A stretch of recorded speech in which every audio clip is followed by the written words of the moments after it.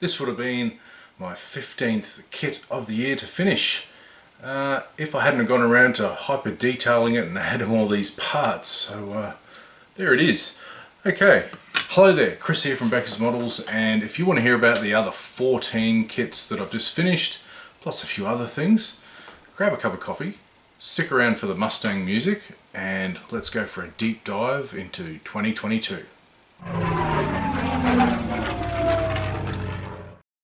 So how did your year go? Well, mine went like this.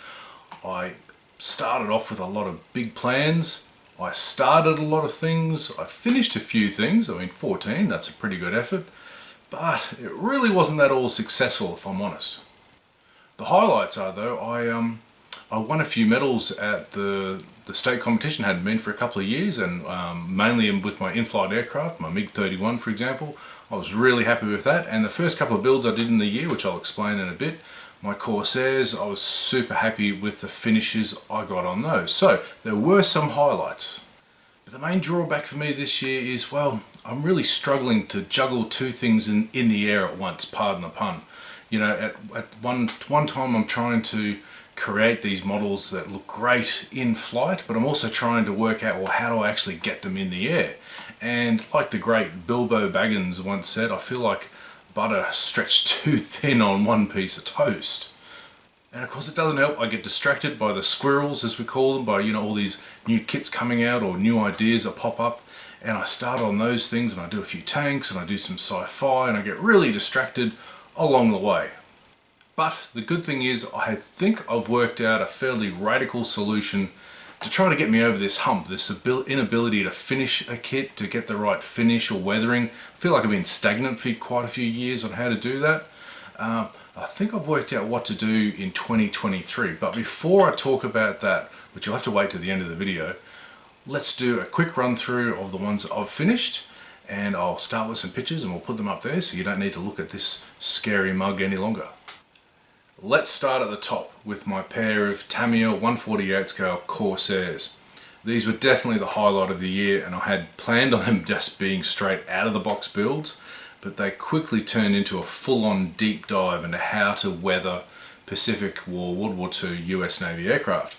I got so much out of these, learning the different paints, working out how to do double layer chipping, how to do oil staining, fuel staining, all the different hues of blue that go around. I feel super confident that I can actually build up and do that in the 1/32 scale, and of course I've got a brace of those magnificent Tamiya 132 kits to have a go at. Next was a little kit bash idea that I had from some leftover kits that my kids played with in the Christmas beforehand. It was a TIE Interceptor and TIE Advance from Bandai, and I turned them into basically a prototype TIE Defender or a TIE Attacker or whatever they had, you know, sitting around, something similar. Now, leading up to the state competition though in August, I revisited that kit and I remade the base it was sitting on, and I added a Darth Vader figure just to make a little diorama. Next, it was another Tamiya 148 scale kit, but this one was specifically a quick build, a 48-hour build challenge for a charity, where, stupidly enough, right in the middle of it, I decided to rivet the whole bloody thing.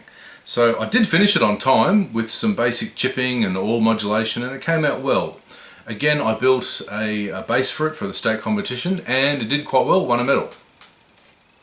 A stall build came up next, one that I had on the channel, and that's a tank, the Tamiya 135 JSU or ISU 152, the Beast Killer, the tank destroyer, where I experimented initially with a black and white finish. This was another very tentative toe in the water. I didn't really know what I was doing, but I think it came out okay in the end after stretching out a few things here and there.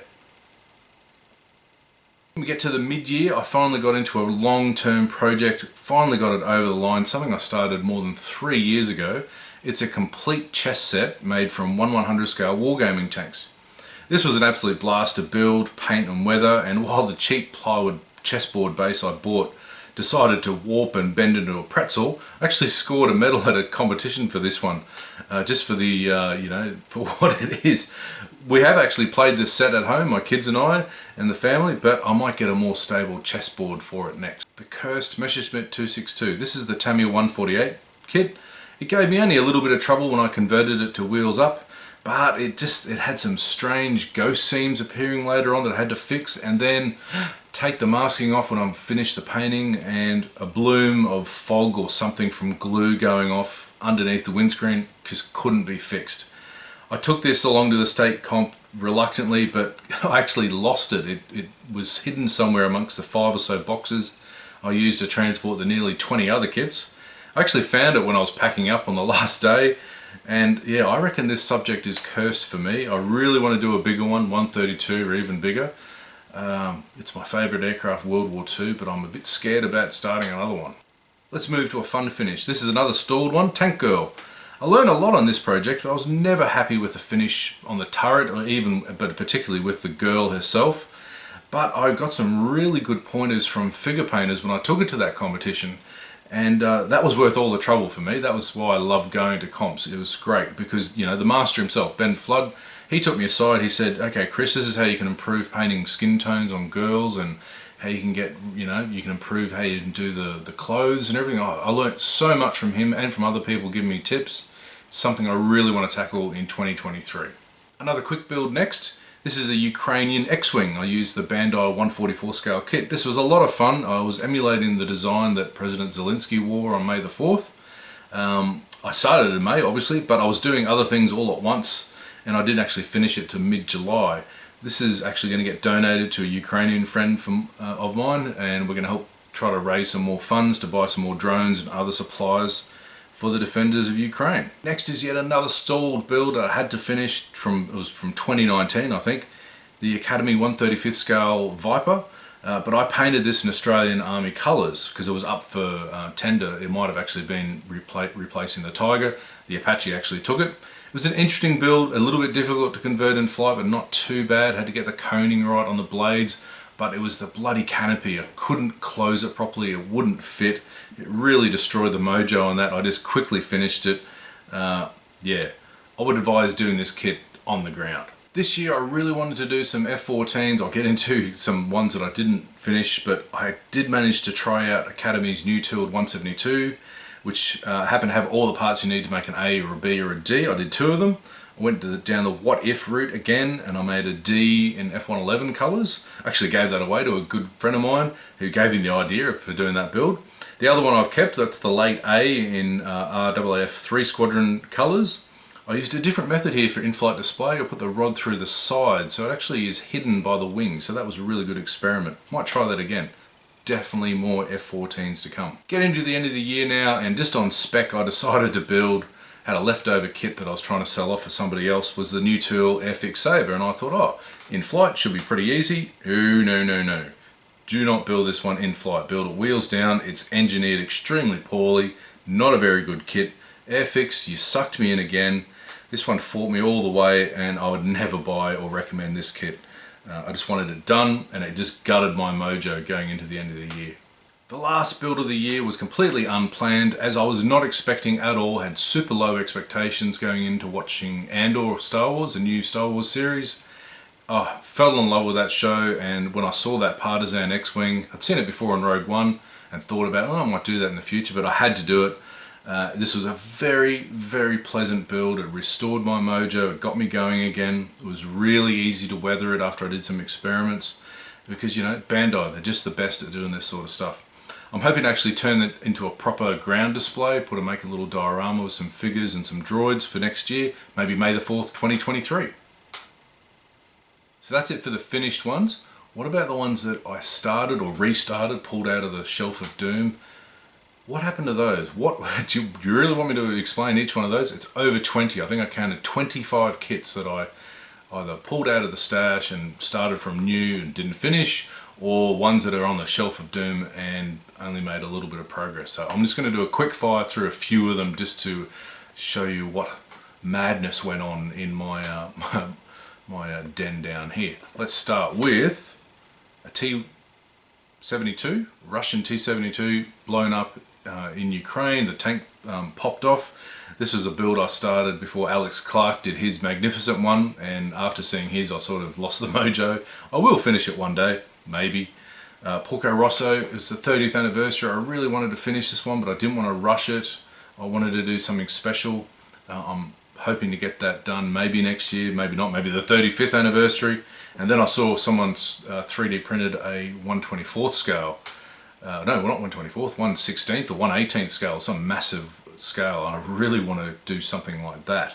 My Ghost of Kiev, the MiG-29, I never got around to finishing painting that. The painting scheme, it just needs a lot of patience, and yeah, I just don't have the confidence to do that right now. I need to work on how to make my own masks. I've really got to get into that. Another Ukrainian build I never finished was the Revell Antonov, the 225, the Dream. Man, was I ever so wrong about a review of a kit. That's a dog of a kit. It's about 80% finished. Just got to put the lower wings on, put the engines on. Yeah, I really want to finish that because it's going to look magnificent flying. It's in flight. It looks great, but one day. What else did I do? I restarted my Hobby Boss 148 Hellcat. Remember I did that review a couple of years ago about, it's a bit of a sow's purse, whatever you call it. Ears, I can't remember that quote. It's about 90% done. I just got to put some more work in the cockpit. I made a base for it. It's going to be an on-deck display sort of thing, because I reckon Hellcats look better on the ground. I started a Tamiya 148 scale Lancaster, the old tour one, fully motorized however. So I put a lot of effort into trying to make a really dynamic base for it, and that experiment, I'm not sure if it's going to work or not, so I sort of stalled that one out. There's a lot of work to go on that one to go.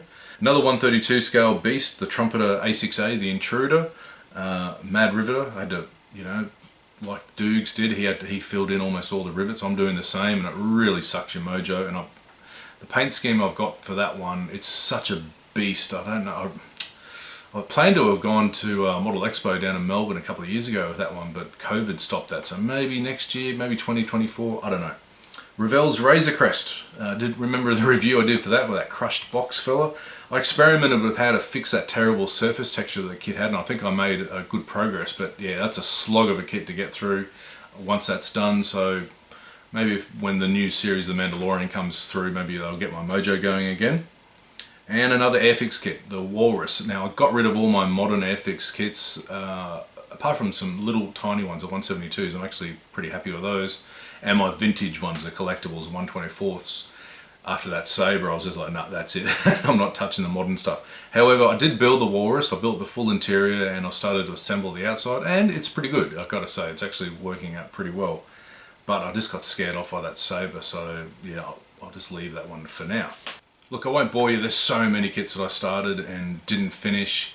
I just have this sort of, I don't know, I really hate having unfinished stuff lying around, but at the same time I get distracted all the time and I want to start new kits. I'm sure we all have similar problems. I really envy the guys who don't have any stash at all and just do one kit at a time. Maybe that's my problem. Just need to sell all my models and start from scratch again. Anyway, let's move on to the final bit of this video. I just want to explain a few things, and I might actually spin this out into a second piece in the new year.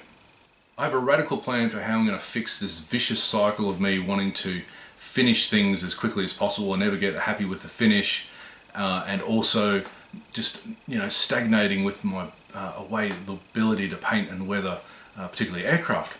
And my plan is next year is to not have any plans. I don't intend on finishing a single kit next year. That's my thing.